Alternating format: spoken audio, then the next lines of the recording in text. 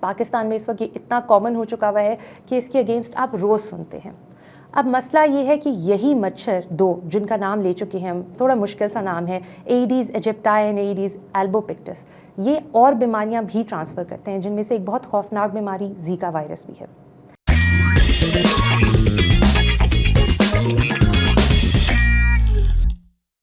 السلام علیکم, welcome back to another episode of we weekend. آج ہم لوگ آپ کو ایک کہانی سنانا چاہتے ہیں اور یہ کہانی آپ کو آج سے تقریباً 1000 سال پیچھے لے کے جائے گی. It's 2023 right now. Let's go to about 1000 AD, جب افریقہ کے ایک علاقے میں جہاں پہ سواہیلی زبان بولی جاتی تھی, ہنٹر گیدررز موجود تھے بہت زیادہ, ایسے لوگ جو کہ جانوروں کی ہنٹنگ کرتے تھے. اس زمانے میں اس ایریا میں جنگل کافی گھنا تھا اور بندر موجود ہوتے تھے اور اس بندر کو ایک مچھر نے کاٹا. اٹ ساؤنڈز ویری فنی, لیکن ہوتا یہ ہے کہ جانوروں میں اور مختلف قسم کے جانوروں میں مختلف قسم کی بیماریاں ہوتی ہیں, وائرسز ہوتے ہیں جو اس کے اندر سروائیو کر رہے ہوتے ہیں اور شاید ان کو نقصان بھی نہیں پہنچاتے.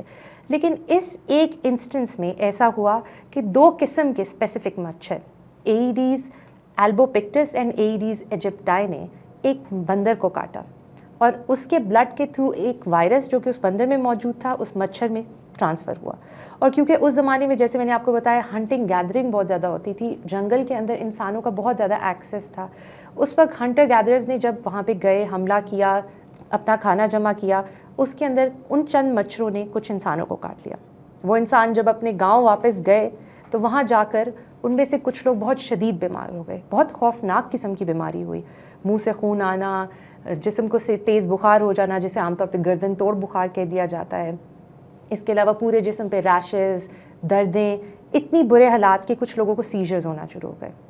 وہاں پر سواہیلی زبان میں ایک خاص نام دیا گیا اس بیماری کو, کاڈینگا پیپ. بڑی بیماری خوفناک تھی. کاڈینگا پیپ کا مطلب یہ ہے کہ cramp like seizures cause by an evil spirit, یعنی کہ ایک شیطانی طاقت سے ایسی بیماری جو کہ دورے دے رہی ہے. یہی کاڈینگا پیپ آگے چل کر تقریباً 700 یا 800 سال کے بعد 1779 میں آئیڈینٹیفائی ہوا. اس کا نام آج کل آپ سب جانتے ہیں, ڈینگی وائرس رکھا گیا, جو کہ اب پاکستان میں بھی ہم بہت زیادہ فیس کر رہے ہیں. 1779 میں اس کو جب آئیڈینٹیفائی کیا گیا تو اس کی 4 ٹائپس آئیڈینٹیفائی کی گئی, DENV 1, 2, 3 and 4. چاروں ٹائپس اس وقت پاکستان میں موجود ہیں, لیکن سب سے پہلے پاکستان میں جب کیسز رپورٹ ہوئے وہ 1994 میں رپورٹ ہوئے, اور پاکستان میں 2005 میں پہلی دفعہ ڈینگی ایپیڈیمک بنا. اب ایپیڈیمک بھی ایک نیا لفظ ہے, پینڈیمک تو ہم سب سن چکے ہیں کرونا وائرس کی بدولت. پینڈیمک ایسی بیماری ہوتی ہے جو پوری دنیا میں پھیل جاتی ہے. ایپیڈیمک ایک ایسی بیماری ہوتی ہے جو ایک ہی علاقے کے بہت زیادہ لوگوں کو ہونا شروع ہو جاتی ہے. پاکستان, انڈیا, بنگلہ دیش, یہ وہ علاقے ہیں جہاں پہ اب ڈینگی اینڈیمک ہو چکا ہوا ہے. پاکستان میں دن میں نیرلی 100 کیسز کے قریب بھی کبھی کبھی رپورٹ ہو جاتے ہیں ڈینگی کے. اور ڈینگی بڑی ڈفرینٹ سی بیماری ہے. بالکل نارمل کنڈیشن میں چلتے ہوئے انسان کو بھی ڈینگی ہو سکتا ہے, اور ہو سکتا ہے کہ وہ کسی قسم کے سمٹمز نہ دکھائے, اور دوسری طرف اتنے سیویئر سمٹمز آ سکتے ہیں کہ ہاسپٹلائز ہونے کے باوجود لوگوں کی ڈیتھ ہو جاتی ہے. پاکستان میں اس وقت یہ اتنا کامن ہو چکا ہوا ہے کہ اس کے اگینسٹ آپ روز سنتے ہیں. اب مسئلہ یہ ہے کہ یہی مچھر 2 جن کا نام لے چکے ہیں ہم, تھوڑا مشکل سا نام ہے, ایڈیز ایجپٹائی اینڈ ایڈیز البوپکٹس, یہ اور بیماریاں بھی ٹرانسفر کرتے ہیں جن میں سے ایک بہت خوفناک بیماری زیکا وائرس بھی ہے. اب اگر آپ سوچیں کہ اس کے اگینسٹ ویکسین کیوں نہیں بنی, کیونکہ یہ 1700 سے ریکگنائز ہو چکا ہے اور 1994 سے پاکستان میں بھی انٹروڈیوس ہو چکا ہے. اس وائرس کے اگینسٹ ویکسین بنانا تھوڑا سا مشکل کام ہے. ایک ویکسین موجود ہے اس دنیا میں جس کا نام ڈینگ ویکزیا رکھا گیا ہے ڈینگی کے بیسس کے اوپر, لیکن still it is not effective in ایوری بڈی, اور ابھی بھی کافی حد تک ٹرائل بیسس پہ چل رہی ہے. جب ویکسین نہیں اور دوائیاں بھی اچھا اثر نہیں کرتی تو بیسٹ چیز یہ ہے کہ آپ پریکاشن کریں. اور پریکاشن میں آپ سب کو معلوم ہے کہ کپڑے جو فل کور کر رہے ہوں, پانی کو کھلا مت چھوڑیے, اینڈ میک شیور کہ آپ کی ٹینکیز وغیرہ کلین ہوں, پانی کی جو واٹر ٹینکس ہوتے ہیں.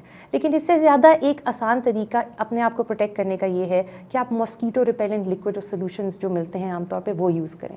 لیکن دین اگین ان میں سے بھی ہر چیز افیکٹو نہیں ہوتی.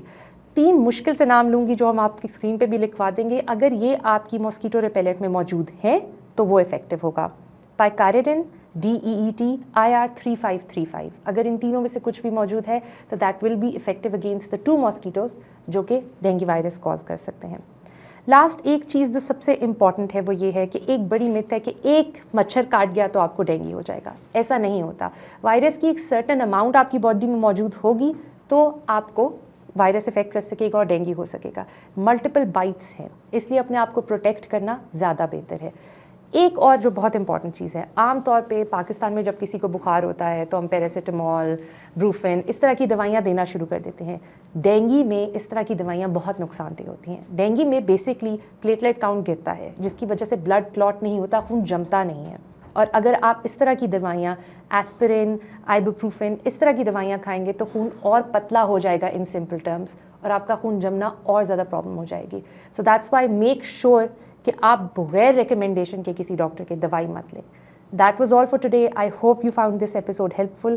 Thank you for watching us and do subscribe to our channel.